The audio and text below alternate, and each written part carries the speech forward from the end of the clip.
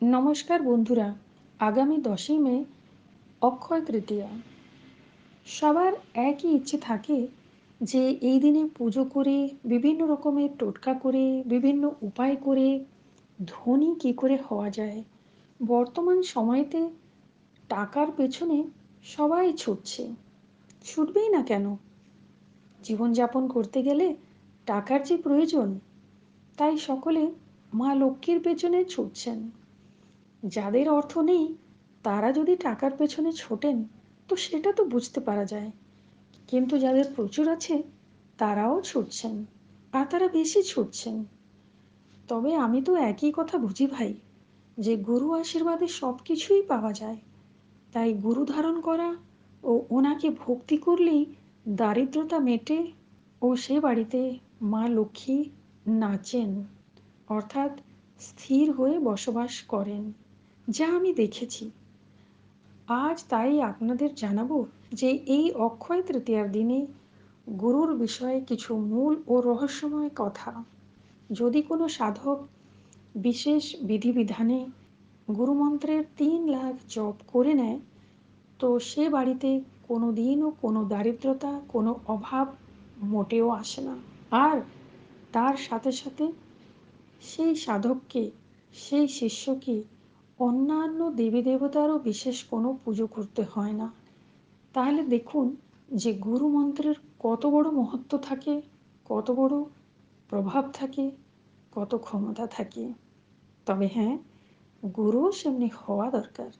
আপনাদের কাছে এখানে একটি ছোট্ট রিকোয়েস্ট করব, যে আজকের বিষয়টি যদি আপনাদের ভালো লেগে যায় তো অবশ্যই আমার চ্যানেলকে লাইক, শেয়ার অ্যান্ড সাবস্ক্রাইব করবেন। ধন্যবাদ। বন্ধুরা, আপনারা কি জানেন যে আমরা যে গুরু ধারণ করি বা গুরু মন্ত্র নেই, যাকে আমরা খুব সহজ ভাষায় দীক্ষা নেওয়া বলি, তো সেই যে আমরা দীক্ষা নিই, সে গুরু কিন্তু জন্ম জন্মান্তরের গুরু হন। আমরা ভাবি যে এই জন্মেই সেই গুরুকে পেয়ে গেলাম, তা কিন্তু নয়। জানি না কত জন্ম ধরে তিনি সাধকদেরকে, শিষ্যদেরকে, মানুষদেরকে দীক্ষা দিয়ে চলে আসছেন, পথ দেখিয়ে আসছেন, মানব জীবনকে উদ্ধার করে আসছেন। আমাকে কমেন্ট সেকশনে অনেকে জানান যে মা, আপনার কাছে আমি দীক্ষা নিতে চাই। তাই আজ আপনাদের এমন এক রহস্যময় সাধনার কথা জানাবো, যদি সাধক অক্ষয় তৃতীয়ার দিন থেকে এই সাধনাটি করা আরম্ভ করে পুরো 41 দিন এই সাধনাটি করতে পারলেন তো নো ডাউট সাধকের পূর্বজন্মের গুরুকে তিনি দেখতে পারবেন। ও যদি সাধকের মনে গুরুর প্রতি শ্রদ্ধা ও পবিত্র টান থাকে তো গুরুর সাথে সাধকের কথাবার্তাও হতে পারে। আমি এখানে সাধনা বিধিটি জানিয়ে দিচ্ছি। যে সাধকরা সাধনা করেন ও আধ্যাত্মিক বিষয় নিয়ে ব্যস্ত থাকেন, তারা যদি এক নিষ্ঠার সাথে এই সাধনাটি করতে পারেন তো গুরু দর্শন নিশ্চয়ই হয়ে থাকে। এটা আমার কথা নয়, নারদ পুরাণের কথা। এই সাধনাটি সাধক একটি নিরিবিলি ছিমছাম স্থানে রাত 11টার পর করতে পারে। মহিলারা বাড়ির কোনো শান্ত রুমে বা ছাদের কোনো খালি রুমে বসেও সাধনাটি করতে পারেন। তবে মনে রাখতে হবে যে এই সাধনা চলাকালীন 41 দিন সেই রুমে আর যেন কেউ অন্য প্রবেশ না করে।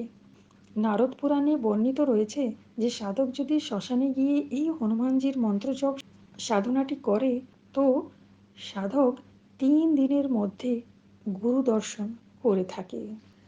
আর যদি কোনো আগ্রহী ভক্ত ও সাধক 41 দিন এই সাধনাটি কন্টিনিউ করে তো হঠাৎ একদিন তার সামনে গুরু এসে দাঁড়িয়ে তার মনের ইচ্ছে পূর্ণ করেন।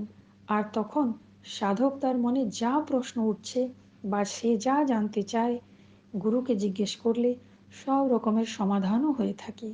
এখানে আমি একটা কথা ক্লিয়ার করে দিতে চাই যে এই সাধনা চলাকালীন স্বাভাবিক একটু গা ছমছম তো করবেই বটে।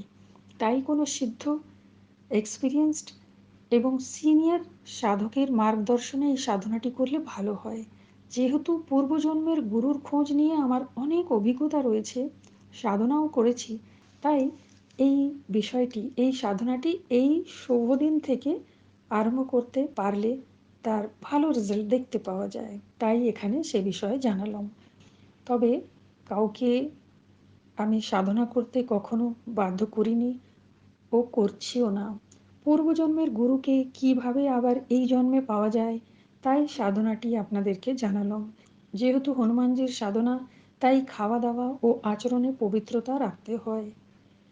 লাল বস্ত্র পরে লাল আসনে বসে নিজের সামনে তেল দিয়ে একটি মাটির প্রদীপ জ্বালাতে হয়, আর রুদ্রাক্ষ মালা দিয়ে এই মন্ত্রটি জপ করতে হয়। লক্ষ্য রাখতে হবে যে সাধনা চলাকালীন প্রদীপটি যেন জ্বলতে থাকে, অর্থাৎ প্রত্যেক দিন সাধনা যতক্ষণ আপনি করবেন প্রদীপটি যেন জ্বলে। মন্ত্র হচ্ছে ওম ঐং শ্রীং ধাম ধীম ধুম হস ফ্রেম খ ফ্রেম হস ফ্রুম হস ফ্রেম হস ফ্রুম ওম হনুমতে নমঃ। প্রতিদিন 108 বার করে মন্ত্র জপ করতে হয়। গুরুর সাথে দেখা হলে সাধক গুরুকে প্রথমে প্রণাম করে ওনার নাম, স্থান এবং আবার কিভাবে ওনার সাথে যোগাযোগ করা যায় সে বিষয়ে জেনে নিতে পারেন। যেহেতু এই বিষয়ে আমার অভিজ্ঞতা রয়েছে, তাই এই ছোট ছোট খুঁটিনাটি কথাগুলো আপনাদেরকে জানিয়ে দিচ্ছি। কারণ আমি খুব ভালো করেই জানি, যখন গুরুকে সামনে দেখতে পাওয়া যায় তখন সাধক এত প্রফুল্লিত হয়, কি জিজ্ঞেস করবে সে ভুলে যায়। তাই সাধকের মনে যাও প্রশ্ন উঠছে সেগুলোকে একটি কাগজে লিখে রাখলে বেশি ভালো হয়। এইভাবে যখন গুরু ও শিষ্যের মনের টান ক্রমশ এক হয়ে যায়, তারপর থেকে কিন্তু প্রায় গুরু স্বপ্নে দর্শন দেবেন ও আপনার কোনো সমস্যা থাকলে সমাধানও করে দেবেন। এমনকি যখন সাধক একা থাকবে তখন অনেক সময় সে গুরুকে নিজের আশেপাশে উপস্থিত থাকার অনুভবও করতে পারে। বন্ধুরা, আশা করব জন্ম জন্মান্তরের গুরুকে কিভাবে পাওয়া যাবে এই বিষয়ে এই সাধনাটি আপনাদেরকে নিশ্চয়ই ভালো লেগেছে। তাহলে আজ এই পর্যন্ত। আবার আসবো কোনো নতুন বিষয় নিয়ে, রহস্যের কথা নিয়ে, ধ্যান বিধি নিয়ে। আপনারা সকলে ভালো থাকুন। জয় রঘুনাথজি।